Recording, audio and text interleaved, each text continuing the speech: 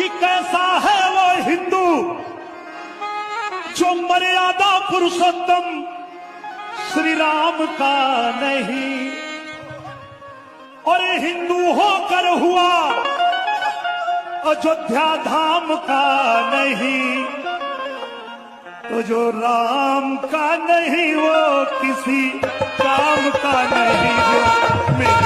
जो ऐसा है वो प्रभु श्री राम का नहीं।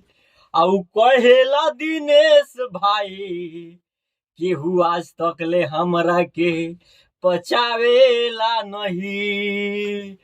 ओकरे नाम हो खेसारी। अरे तो के न खेसारी पचा दी हो। खेसारी के अगर कुकर में धो के वो दाल के बना दो, साला बिखर के एकदम मेहिया हो जाई। अब कहेला हमें तो हमरा ऐसन के केहू न पचाई। अरे काहे न पचाई? कैसन कैसन के तो कुकर पचा देवेला। तू कौना खेत के, कौना दाल के, आ कौना अथी के हवा हो खेसारी भईवा। कम से कम कुछ अगर विधायकी लड़ा तारा तो ठीक बा, लड़ा मर दे नहीं, अच्छा बात बा।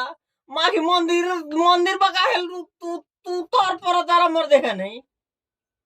जेसीबी के ड्राइवर हमनी से हई, हमनी के केनहू तोड़ फोड़ करे के चाही तो तूहे उतर जा तारा मर दे नहीं। काहे तू गावे वाला बारा, गावो, पब्लिक एंटरटेनमेंट करो, अब छपरा के जनता के अब विकास करो।